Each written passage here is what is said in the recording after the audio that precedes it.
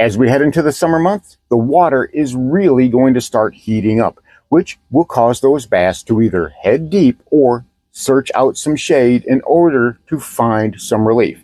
But that doesn't mean we can't catch nice fish. And I've got a couple of secret weapons that I use that are sure to keep those bites coming. And the best part about it is they don't cost but a few dollars each. Stick around, we're going to talk all about it. Yeah, there we go. I got him first try. How about that? Nope.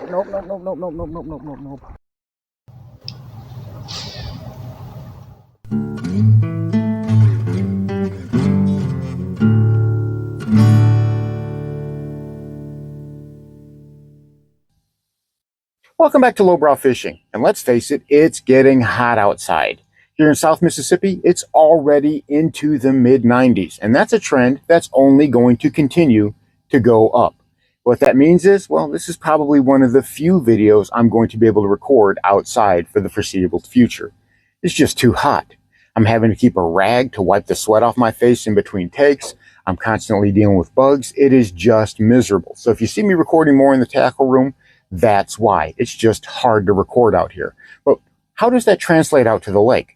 How are those bass reacting to that warmer water? Well, they go deep, right?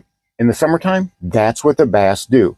The main pattern that we all think of when we think of hot summertime fishing is bass pulling offshore and heading to cooler, deep water. But a large population of bass actually remains shallow. And if you're a bank angler, that's good news. Or if you're like me and you like to beat the bank and you like to fish shallow, then you're always in an area that has some bass in it if you know where to look. And we're going to talk about some cheap lures and presentations that work so well. Not only are you going to be able to catch some nice fish, but you're going to be able to save a lot of money doing it. And I don't know about you, but that's pretty important to me. As my wife says, I would pinch a nickel until it begs for mercy. I'm a cheapskate. But before we get started, if you like bass fishing content that always tries to be inclusive, whether you're fishing from a boat or whether you're fishing from the bank, and always thinking about budget because not everyone has a lot of money to spend on bass fishing gear, then this is the channel for you. Click that subscribe button down below. And while you're down there, give this video a like. I would really, really appreciate it. So what are we talking about? Well, we're going to look at it from two different angles because right now, for me, the top water bite is beginning to dry up and probably, except for some rare instances, is going to be pretty much off for the rest of the summer until we move into fall. The water is just too hot and those bass don't want to feed that way. So what do? Well, I focus on the middle of the water column and sometimes even the bottom. But for the most part, I'm going after those suspending bass because a lot of times that's where they are. Even in shallow water, when they're under some flooded brush, when they're under some laydowns, or they're relating to hydrilla. Remember, hydrilla and vegetation in the water also casts shadows. So if you got a large hydrilla flat, a lot of times those bass will be all through it, especially in those deep pockets in that thick hydrilla, because there's shade there, which means there's going to be some cooler water. Also, it's going to be an ambush point. And there are several ways we can attack that. But one of the best ways I like to use, obviously, is a soft plastic jerkbait, right? Now, you guys know that I'm a cheapskate. I like these cream soft plastic jerkbaits. You know, I talk about these cream Senkos, these cream stick baits all the time. It's primarily what I use. They're $1.25 a pack. And yeah, you get 5 in a pack, but if you think about it, even if you get a 10-pack of something else, it's $2.50 for 10 of these. It's still an amazing deal. And these flat out catch fish. And for the techniques that I'm doing and for the way that I'm rigging them and I'm using them, well, I like how they're actually a bit tougher. You know, now these I soak with cheapo spray, right? This is just that Yum Shad scent. And I just take it, bag, and I open it up. And I give it a few squirts in there, close the bag back up, and I mix it around. I let it sit for a day or two, and not only does it push that scent into the bait because there are small microscopic holes in these baits that the bait scent can get into and actually permeate the entire bait. But after a while, it will cause these to soften up just a little bit. So if a softer bait is more your speed, that's a great way to do that. And again, whenever you're spending just a few dollars for a bottle of spray and you can use it on literally hundreds of bags of plastics, again, you're saving money. But the best part about it is these things work. They catch so many fish. A lot of the fish catches you see me do on this channel are with these guys right here. They are with these Cream soft plastic jerkbaits. Now, obviously, color selection is going to be a thing, right? You get this and you get this. You get a smoked shad and you get a white. That's about all you're going to get. But I don't care. That's all I need. It works. If I'm looking for a natural shad pattern, this does great. It mimics the shad, it mimics the shiner, and other types of bait fish. But if I need something bright, if I need something vibrant that's going to stick out in the water, then I just go with this white. A lot of times, this is my main go-to. I don't even worry about any other types of colors, and this catches fish. This gets me huge bites. So what about this guy right here? We've got, this is the main player when we think of a soft plastic jerkbait, the Zoom Super Fluke. You know, these are great. I'm not going to deny it. They're great. They're fish catchers and been around for a long time. And if we compare a Zoom to a Cream, it's not going to be hard to see, right? These are kind of a little bit softer. These stick up straight up. You know, that's got that floppy tail a little bit. This, not so much. But you know what? The fish don't seem to care. They do not seem to notice. And a lot of times I like the way this glides in the water. You know, it's got that stiffer body, which in turn is going to be more resistant to the water, which in turn is going to cause it to glide more. If you think about a glide bait generally only has one joint in it, whether it's soft or whether it's hard. And that means it's not going to be as bendy as, you know, you got a swim bait that's got 3 or 4 joints in it, a hard plastic swim bait like a little bluegill or what have you. And those things go through the water like this. But those glide baits are more stiff, which causes them to have that wide arching swing. And there's guys who spend their entire summer fishing nothing but glide baits. So bear that in mind. Just because it's stiff doesn't mean that it doesn't catch fish. And because I can get these literally at $1.25 a bag, why would I fish anything else? Especially when these are catching tons of fish. You know, other day at the big lake, I could tell that we were entering that warm water area. The bass, while they were active, were down more in the water column. So I chased them into a large hydrilla flat. I had one of these put on. I mean, literally just rigged it weightless on an EWG, started casting around, and like the very first or even the second cast, this was the result.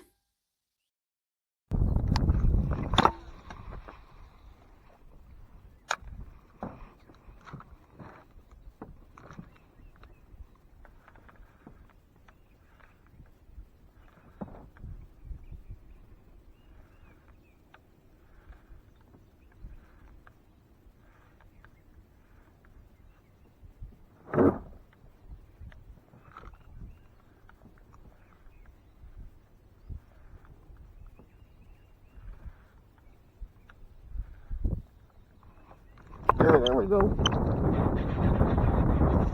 There we go. Fluke doing work. Nice fish. Nice fish on the old soft plastic jerkbait. Oh yeah, there we go. Buddy. Pound and a quarter. A little north of a pound and a quarter. He's good and tummied up. Beautiful fish. Thank you so much. All right, let's go and catch some more. All right. A pretty nice fish, but it told me several things. First of all, the bass were in that area like I thought. Second of all, they're pretty active. They're willing to chase bait. And thirdly, that this is something that they would go after. Like I said, I've caught so many fish on these, I've lost count. Literally hundreds of bass I've caught on these cheap Cream soft plastic jerkbaits. But There's another technique that I like to do as well. If I want to cover more water, or if I'm working maybe a little bit deeper water or some different types of areas, and that's a square bill. A square bill is a great way, especially in shallow water fisheries, if you don't have the depth to work something like a deep diving crank. Now, a lot of guys are telling you, get that crank down in the mud, get that bill dirty and grind it. And that's a great way to get bites. But a lot of times you can treat it almost like you would a deep diver in some shallow water instances. I'm not trying to get all the way down because down there's nothing but a bunch of hydrilla, and only thing I'm going to be doing is getting it gummed up in that junk every single cast. And sure, ripping it free can get some bites, but I don't want to spend every single cast, the entire cast, ripping my bait free, having to pick big chunks of hydrilla off of it. So that's where I use a square bill in those instances. And there's one in particular that I really, really like. And it's one, if you're an older angler, you know these. And that's this guy right here. This is a Cotton Cordell Big O. And this is in that just regular shad pattern. There's nothing fancy about it. I have not changed the hooks on this. I bought it. It was less than $3 for these. And for a crankbait, that's amazing. Again, you go to your local Walmart, you look at that shelf down at the very bottom that's got all the boxes on it. Grab you a few of these. Now, they come in various colors, but this is the one that I like best because we've got threadfin shad on the big lake, and this works amazingly well. You know, it's a blast from the past. If you grew up fishing in the 70s like I did, then you know everybody and their brother had these. They had the wiggle warts, but the Big O is a great bait. You know, you can get them on LureNet and they cost more money for some of the fancier varieties, but there's nothing wrong with the cheap ones that they have there at Walmart. It ran true right out of the package. Now, that's not to say all of them are going to, but a lot of times, you know, you can tweak it just a little bit. And the way you tweak any type of bait is by adjusting that line tie right there. You turn it one way or you turn it the other just a little bit, and you can adjust how that bait runs. And remember, it's like Bob Ross used to say, 2 hairs and some air, just a tiny little bit, and you can get that bait to run true. But the cool thing about it is when I put that bait on, as soon as I tied it on and I started working off of a main lake point where I figured there was going to be some bass because it was a clay bottom right there, and then it drifted down into some hydrilla. There was a big hydrilla flat that ran along a submerged creek edge. Bass are always in that area. I tied this on, and the very first cast, this is what happened. All right, we have this little Cotton Cordell Big O tied on, little white square bill. We're going to be working it through here along this vegetation line. It's not very deep here, about 7 to 8 feet. And there we go, I got him first try. How about that? Nope. Barely got him. Oh, no, I got him pretty good actually. Look at that. First cast, and it's a nice fish. All right. I knew these dudes were out here, and I knew they were playing coy. Come here. All right, I got to get my pliers on him because the only thing he's going to do. Are you done yet? Quit. I got to get more line so I don't end up stabbing myself in the face. He took it pretty good. All right, they are right off this point, just like I thought they were. Let me get ahead and get the little thingies here. All right, Cotton Cordell Big O doing work on the first cast. £1.25 right in that area. Nice little fish. We'll take it. All right, oop, there he goes, back down to the depths. Let's catch some more. So that was a nice little fish on the very first cast.